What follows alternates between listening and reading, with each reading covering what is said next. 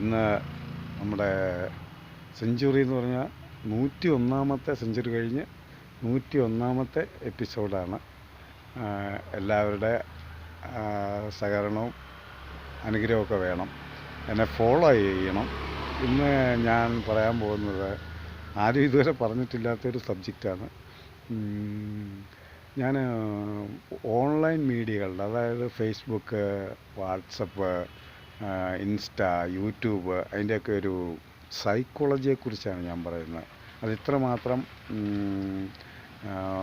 വളരാനുള്ള കാരണവും അതിൻ്റെ മനഃശാസ്ത്രമാണ് ഞാൻ പറയാൻ പോകുന്നത്. കാരണം എന്ന് വെച്ച് കഴിഞ്ഞാൽ, പണ്ട് ഒരു കാലത്ത് റേഡിയോകളായിരുന്നു. റേഡിയോ എന്ന് പറഞ്ഞു കഴിഞ്ഞാൽ ആദ്യം ഇത്ര മണിക്കൂർ റേഡിയോകൾ പ്രവർത്തിക്കുള്ളായിരുന്നു. അത് കഴിഞ്ഞ് വെച്ച് പിന്നെ 24 മണിക്കൂറായി. പിന്നെ പകൽ മാത്രമായി, അത് 24 മണിക്കൂറായി. പിന്നെ ടി വിയുടെ, ബ്ലാക്ക് ആൻഡ് വൈറ്റ് ടി വിയുടെ ഒരു പതിപ്പ്, അത് ആഴ്ചയിൽ ഒരു സിനിമ, അത് വ്യാഴാഴ്ചയാണെന്ന് തോന്നുന്നു. പിന്നെ ശനിയാഴ്ചയായി. പിന്നെ അത് 24 മണിക്കൂർ. പിന്നെ കളർ ടി വി ആയി.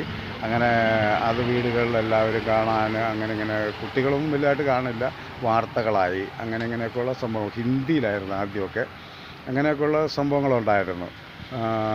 പിന്നെ അതാണ് നമ്മുടെ മൊബൈലുകൾ കീഴടക്കിയത്. അതായത് അങ്ങോട്ടും ഇങ്ങോട്ടും വിളിച്ചാൽ, അതായത് നമുക്ക് ഇങ്ങോട്ട് വിളിച്ചാലും നമുക്ക് പൈസ പോകുന്ന അവസ്ഥയുണ്ടായിരുന്നു. അങ്ങനെയുള്ള കീപാഡ് ഫോണായി. പിന്നെ അത് അതിൻ്റെ പുതിയ വേർഷൻസ് വന്നു. ഇപ്പം നിലവിലുള്ള ഒരവസ്ഥ, ഇതിൻ്റെയൊക്കെ ഓൺലൈൻ മാധ്യമങ്ങൾ, അതിൻ്റെ പേരെടുത്ത് പറയുന്നില്ല, അതിൻ്റെ ഗുണമെന്ന് പറഞ്ഞാൽ അടിസ്ഥാനപരമായിട്ട് ദോഷവും ഗുണങ്ങളും അത് മനസ്സിലാക്കിയവരാണ് അതൊക്കെ നിയന്ത്രിക്കുന്നതെന്നുള്ളൊരു ഓർമ്മ വേണം. കാരണം നമ്മളെക്കാൾ 100 കൊല്ലം മുന്നിലാണ് അവരൊക്കെ ജീവിക്കുന്നത്. നമ്മളെക്കാൾ 100 കൊല്ലം മുന്നിൽ. അതായത് നമ്മൾ അമേരിക്കക്കാരൻ്റെ കൾച്ചറിലേക്ക്, അല്ലെങ്കിൽ യൂറോപ്യൻസിൻ്റെ കൾച്ചറിലേക്ക് പോകുമ്പോൾ അവരവരുടെ കാര്യങ്ങളും എക്സസൈസും, ഏതെങ്കിലും ഒരു ഫോറിനേഴ്സ് ഷേവ് ചെയ്യാതെ നടക്കുന്ന കണ്ടിട്ടുണ്ടോ? കാരണം അവർ ദിവസവും രാവിലെ അവരെന്ത് അലസമായ വേഷം ധരിച്ചാലും അവർ ക്ലീൻ ഷേവായിരിക്കും. അവർ ശരീരമൊക്കെ വൃത്തിയായിരിക്കും. നമ്മൾ പറയും അവർ അതിലെ കുളിക്കുക, പക്ഷെ അവരതെല്ലാം ചെയ്തിട്ട് തന്നെയാണ്. പക്ഷെ നമ്മൾ അഴിയും വളർത്തി മൂടിയും വളർത്തി ഡൈയും ചെയ്യാതെ അങ്ങനെ ഇങ്ങനെയൊക്കെ നമ്മളാണ് നടക്കുന്നത്. നമ്മൾ ഷേവ് ചെയ്യാൻ പോലുള്ള സമയം കണ്ടെത്തില്ല. അവരതെല്ലാം ക്ലിയറായിട്ട് ചെയ്യുന്നവരാണ്. അപ്പോൾ അങ്ങനെയുള്ള പ്രത്യേകതകളുണ്ട് അതിന്. അപ്പോൾ ഈ ഓൺലൈൻ മാധ്യമങ്ങളുടെ നമ്മൾ കൂടുതൽ ആശ്രയിക്കാൻ കാരണം, മറ്റുള്ളവരുടെ രഹസ്യങ്ങളിലേക്ക് ചൂഴ്ന്നിറങ്ങാൻ നമ്മൾക്ക് ഭയങ്കര ഇഷ്ടമാണ്. മറ്റുള്ളവരുടെ രഹസ്യങ്ങളിലേക്ക് അതിനേറ്റവും നല്ല ഉപാധിയാണ് ഈ ഓൺലൈൻ മാധ്യമങ്ങൾ. കാരണം എന്ന് പറഞ്ഞാൽ, നിങ്ങൾക്ക് ഒരു പണ്ടൊക്കെ കുളിമുറിയിലെത്തി നോക്കിയെന്നും പറഞ്ഞ് പിടിക്കപ്പെട്ടിരുന്ന ഒത്തിരി പേരുണ്ട്. വേറെ വീടിൻ്റെ റൂമിലേക്ക് എത്തി നോക്കി എന്നൊക്കെ പറഞ്ഞ്. ഇന്ന് അങ്ങനെയുള്ള കേസുകളൊന്നും റിപ്പോർട്ട് ചെയ്യാറില്ല. കാരണം ഞാൻ ഫ്രാങ്കായിട്ടങ്ങ് പറയുകയാണ് കേട്ടോ. കാരണം എന്ന് പറഞ്ഞാൽ ഇന്ന് അതിൻ്റെ ആവശ്യമില്ല. കാരണം അവർ 2 പേർക്ക് അങ്ങോട്ടും ഇങ്ങോട്ടും രഹസ്യമായിട്ട് എങ്ങോട്ട് എത്തി നോക്കണമെങ്കിലും തൊട്ടടുത്തിരിക്കുന്ന ആൾ കാണാതെ പോലും എത്തി നോക്കാൻ പറ്റുന്ന ആണ് ഓൺലൈൻ മീഡിയ. ഇതാണ് നമ്മൾ ഉപയോഗപ്പെടുത്തുന്നു. കാരണം അതിൻ്റെ സാധ്യത മനസ്സിലാക്കിയാണ് നമുക്ക് വിദ്യാഭ്യാസത്തിന് പോലും വാട്സപ്പുകളും യൂട്യൂബൊക്കെ ഉപയോഗപ്പെടുന്നുണ്ട്. അത് മനസ്സിലാക്കുക. അപ്പം അതിൻ്റെ ഒരു പ്രത്യേകതയാണ്. രണ്ടാമത്, അതിൻ്റെ ഒരു ഗുണവശങ്ങൾ വിദ്യാഭ്യാസത്തിന് ഉപയോഗിക്കാം, പക്ഷേ അതിൻ്റെ ദോഷവശങ്ങൾ ഉപയോഗിക്കാം. മറ്റുള്ളവരുടെ രഹസ്യങ്ങൾ അറിയാൻ എന്നും മനുഷ്യനൊരു ത്വരയുണ്ട്. മറ്റുള്ളവൻ്റെ രഹസ്യങ്ങൾ ഏറ്റവും കൂടുതൽ. അപ്പോൾ ഫേസ്ബുക്കൊക്കെ ക്ലിയറായിട്ടാണ് പോകുന്നത്. കാരണം മറ്റുള്ളവൻ്റെ ഒരു പരിധി വിട്ടുള്ള രഹസ്യങ്ങൾ, പണ്ട് നമുക്ക് ബി ഫ്രാങ്ക് BFകൾ വരെ ഇതിനകത്തൂടെയൊക്കെ പോസ്റ്റ് ചെയ്തിരുന്നു. ഇപ്പോൾ അതൊന്നും പറ്റില്ല. കാരണം യൂട്യൂബിലുണ്ടായിരുന്നു. അതൊന്നും ഇപ്പോൾ പറ്റില്ല. എല്ലാ ഡീറ്റെയിലുകളും കൊടുക്കണം. കാരണം ഇതൊന്നും ഇപ്പോൾ അതൊക്കെ നിയന്ത്രണമാണ്. പക്ഷേ ഇൻസ്റ്റാഗ്രാമൊക്കെ യൂസ് ചെയ്യുന്നവർ ഒത്തിരി കൊച്ചു കുട്ടികളത് ദുരുപയോഗം ചെയ്യുന്നുണ്ട്. ഫേസ്ബുക്കിൽ അത്രയൊന്നും പറ്റില്ല. മറ്റുള്ളവൻ്റെ രഹസ്യമറിയാനുള്ള ആ മനുഷ്യൻ്റെ വാഞ്ചയാണ് ഇതിൽ ഉപയോഗിക്കപ്പെടുന്നത്.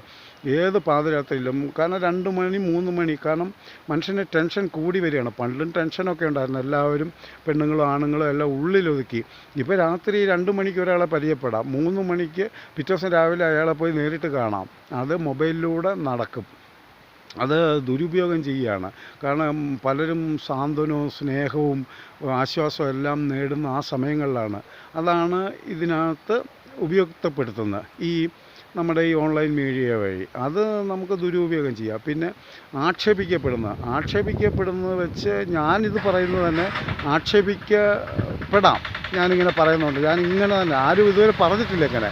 പക്ഷേ ആക്ഷേപിക്കപ്പെടുന്നതിൽ നമ്മൾ ചിന്തിക്കേണ്ട. കാരണം ഈ കേരളത്തിൽ പ്രത്യേകിച്ച് ഏറ്റവും കൂടുതൽ ആക്ഷേപിക്കപ്പെടുന്നതും ഏറ്റവും കഷ്ടപ്പെടുന്നതും ഏറ്റവും ജീവിച്ചു പോകുന്ന അത് പോകാത്ത ഒരേ ഒരു മനുഷ്യരാണ്, അത് ലോട്ടറി കച്ചവടക്കാരാണ്.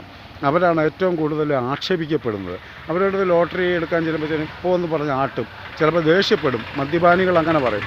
പക്ഷേ അവരവരുടെ ബിസിനസ് തുടരും. അവർക്ക് വെറും 6 രൂപയ്ക്ക് വേണ്ടി 50 രൂപയുടെ 7 രൂപയ്ക്ക് വേണ്ടി അവരുടെ ബിസിനസ് ചെയ്യും. അവർ വൈകുന്നേരം കുടുംബം നല്ലതിന് നോക്കും. അവർ ആക്ഷേപിക്കപ്പെടുന്നോടത്ത് അത് വേണ്ടാന്ന് വെച്ചിരുന്നെങ്കിലോ. ഏറ്റവും കൂടുതൽ ആക്ഷേപിക്കപ്പെടുന്ന ഒരു ബിസിനസ്സാണത്, ഏറ്റവും പാവപ്പെട്ടവരുടെ ബിസിനസ്സുമാണത്. പക്ഷേ അവരതുകൊണ്ട് കുടുംബം പുലർത്തുന്നുണ്ട്. അവരിൽ ഒരു 90% ആളുകൾ മദ്യപിച്ചോ ഒന്നും ഇത് ചെയ്യുന്നില്ല. അവരാണ് ഏറ്റവും നടന്നാണ്, അവർ വാഹനം ഉപയോഗിച്ചില്ല, അവർ നടന്നാണ് പോയി ഇത് ചെയ്യുന്നത്. കാരണം അവർ വാഹനത്തിൽ പോകേണ്ട ആവശ്യകതയില്ല, അവർ കച്ചവടം നടക്കില്ല. അപ്പോൾ ഇങ്ങനെയൊക്കെയാണ് ഈ ഓൺലൈൻ മീഡിയകളത്. അത് ദുരുപയോഗം ചെയ്യുക. ഈ ദുരുപയോഗം ചെയ്ത് എന്നാ ഈ ഇടയ്ക്കൊക്കെ ഭയങ്കര ഫേസ്ബുക്കിലൊക്കെ വലിയ ഗീർവാണമൊക്കെ അടിക്കും പെണ്ണുങ്ങൾ. ഞങ്ങൾക്ക് കല്യാണം വേണ്ട, ഞങ്ങൾക്ക് ആദ്യം ജോലി വേണം. അവരെന്താണ് ഉദ്ദേശിക്കുന്നതെന്നൊക്കെ എല്ലാവർക്കും മനസ്സിലാവും. പക്ഷേ അതുകൊണ്ട് ഒരു സർവേ നടന്നു, അതും ഭയങ്കരമായ ഒരു റിസൾട്ട്, അതും പകുതി മറച്ചു വെക്കപ്പെട്ടിരിക്കുകയാണ്. കാരണം ആ സർവേ നടന്നത് ഇന്ത്യയിലാണ്. ആ സർവേയുടെ റിസൾട്ട് എന്താണെന്നറിയോ? 45% സ്ത്രീകളും 2030 ആകുമ്പോൾ വിവാഹിതരാകില്ല, കുട്ടികൾ കാണില്ല അവർക്ക്. ഈ കൊച്ചു കുട്ടികൾക്ക് വളർന്നു വരുന്നത്. അപ്പം അവർ വിചാരിച്ച് ഞങ്ങളുടേതായ ജീവിതം നോക്കി ഞങ്ങൾക്ക് ലിവിങ് ടുഗദർ അല്ലെങ്കിൽ ഈ പ്രാരാബ്ദമൊക്കെ. പക്ഷേ ഞെട്ടിപ്പിക്കുന്ന വാർത്ത, 55% ആൺകുട്ടികളും വിവാഹിതരാകാൻ താല്പര്യപ്പെടുന്നില്ല. കാരണം നിങ്ങളെ തോൽപ്പിച്ച് കവർ ചെയ്ത് പോയി. അതൊരു 3-5 കൊല്ലം മുമ്പായിരുന്നു ഈ പെൺകുട്ടികൾ വിജയിച്ചുകൊണ്ട്. അവിടെ സ്ത്രീകളായ കുട്ടികളായ നിങ്ങളാണ് തോൽക്കപ്പെടുന്നത്.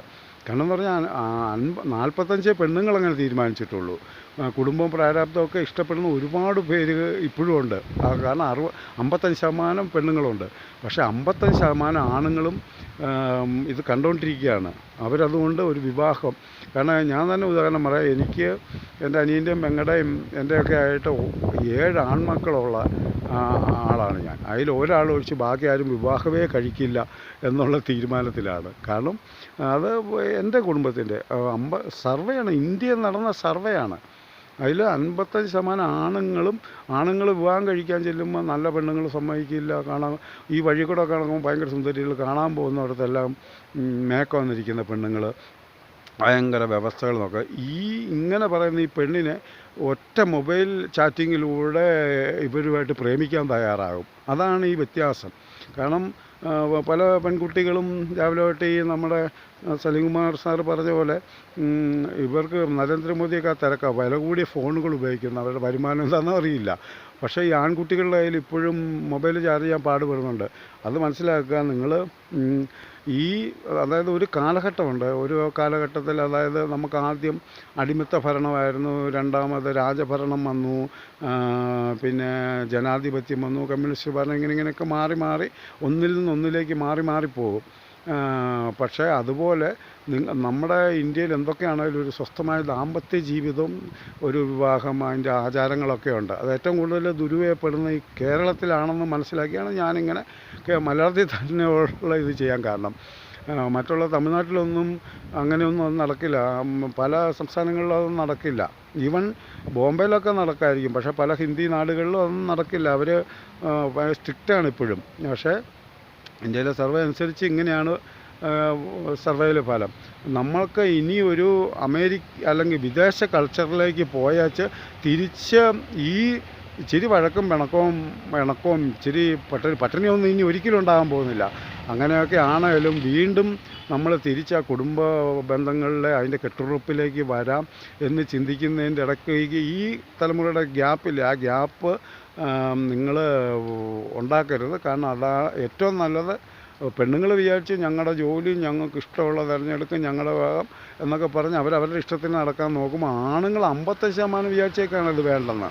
നിങ്ങൾ ഇനി തിരിച്ച് വരാൻ ഇതിലേക്ക് ശ്രമിച്ചു കഴിയുമ്പോഴത്തേനും ഒരു ജനറേഷൻ മൊത്തമാണ് പോകുന്നത്. അത് മയക്കുമരുന്നിലേക്കും, അതായത് നമ്മളിച്ച് സ്വാതന്ത്ര്യമൊക്കെ പെണ്ണുങ്ങൾക്ക് വേണം, അത് നല്ലതാണ്, സ്വാതന്ത്ര്യം ആയിക്കോട്ടെ, അവർ അടിമയൊന്നുമല്ല.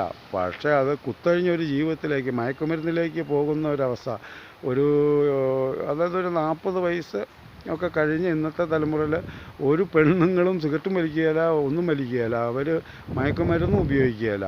പക്ഷേ ഇന്നത്തെ തലമുറ, ഞാൻ പറയാൻ കൃത്യമായിട്ട്, വൈറ്റില ഹബ്ബിൻ്റെ അപ്പുറത്തൊക്കെ കുറേ കടകളുണ്ട്. അവിടെ എത്ര സ്ത്രീകൾ, അല്ലെങ്കിൽ അവിടുത്തെ റെയിൽവേ സ്റ്റേഷനിൽ എത്ര കുഞ്ഞ് 18, 19, 16 വയസ്സുള്ള പെൺകുട്ടികളിങ്ങനെ, ഞാനൊക്കെ ഈ സാധാ ബീഡി വലിക്കുന്നവനാണ്, ഞാൻ ബീഡി വെച്ച് എനിക്കിങ്ങനെയൊന്നും അറിയത്തില്ല, കാലൊക്കെ ഇട്ട് ഇങ്ങനെ ഞെരടി ലയിച്ച് സിഗരറ്റൊക്കെ വലിക്കുന്നത്. എന്തൊക്കെ ഈ ഒരു കൾച്ചറല്ല സ്വാതന്ത്ര്യം ജീവിതത്തിൽ. അതാണ് ഈ ഓൺലൈനിൻ്റെ മനഃശാസ്ത്രത്തിൻ്റെ ഏകദേശ വശം. ഇത് പറയാൻ കാരണം ഈ വശങ്ങളൊക്കെ അവിടെ നിൽക്കട്ടെ. നിങ്ങൾ ഈ ഇതിനെ നല്ല രീതിയിൽ ഉപയോഗിക്കാം. നിങ്ങളിതിനെയെല്ലാം നിങ്ങളുടെ ഒരു വരുമാന മാർഗമാക്കുക.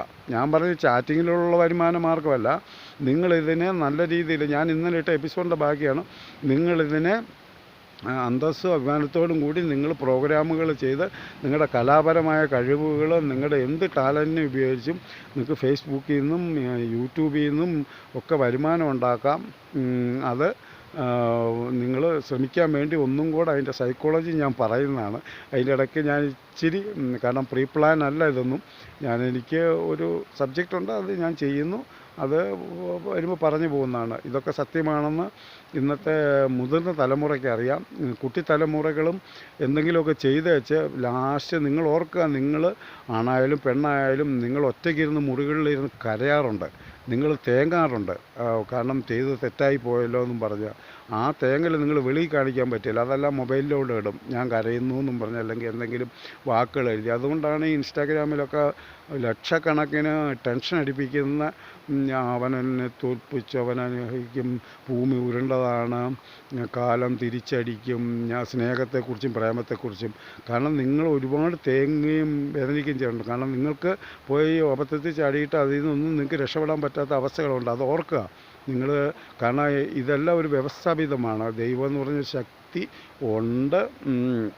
മൈത്രേയൻ പറയുന്ന പോലെ, മൈത്രേയൻ ഏതാണ്ട് 100 കൊല്ലം മുമ്പ് ചിന്തിച്ചാണ് ഈ പറയുന്നത്. എല്ലാം പ്രാകൃത മനുഷ്യരാണ്, അത് ആ രീതിയിൽ തന്നെ പോകാനാണ്. കുറേ വ്യവസ്ഥകളും കുടുംബത്തിനും മതവും ജാതിയൊന്നും, ഒരു മതവും കൊല്ലാനൊന്നും പറയുന്നതല്ല.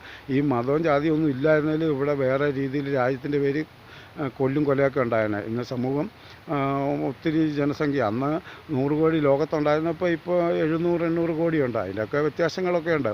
എൻ്റെ പ്രശ്നം ഇത്രയും നിയന്ത്രിച്ച് തീർക്കാൻ പറയുന്ന മതത്തിനും രാഷ്ട്രീയക്കാർക്കൊക്കെ അവരൊന്നും തെറ്റിയാനൊന്നും പറയുകയില്ല. പിന്നെ തെറ്റുകളെ വിമർശിക്കുകയൊക്കെ ചെയ്യും അവർ, പക്ഷേ സഹായിക്കുകയും ചെയ്യും ഒരാൾ പെട്ടുപോകാതിരിക്കാൻ വേണ്ടി. അതൊക്കെ ഉള്ളൂ. ഇത്രയും പറയുന്ന വിഡ്ഢിത്തരമൊന്നുമല്ല, അത് യുക്തിവാദമാണ്. അങ്ങനെയൊക്കെ ഉണ്ട്. നിങ്ങളെല്ലാം ദുഃഖിച്ച് ഒറ്റയ്ക്കിരുന്ന് കരയേണ്ട അവസ്ഥ ഉണ്ടാകുന്നത് നിങ്ങൾക്ക് അച്ഛനെയും അമ്മയോടും പോലും നിങ്ങളുടെ വിഷമങ്ങൾ പറയാൻ പറ്റാത്തൊരവസ്ഥ വരുന്നതും അതുകൊണ്ടാണ്. നിങ്ങളിത് നല്ലതിന് ഉപയോഗിക്കുക. ഈ ഫേസ്ബുക്കും ഇൻസ്റ്റാഗ്രാമും യൂട്യൂബും എല്ലാം നിങ്ങൾ നല്ലതിന് വേണ്ടി തന്നെ ഉപയോഗിക്കുക. നിങ്ങൾക്കത് ഉപയോഗിക്കാനുള്ള ഉപാധികൾ ഇന്നലെ പറഞ്ഞു തന്നിട്ടുണ്ട്. നന്ദി, നമസ്കാരം. അടുത്ത എപ്പിസോഡിൽ കാണാം.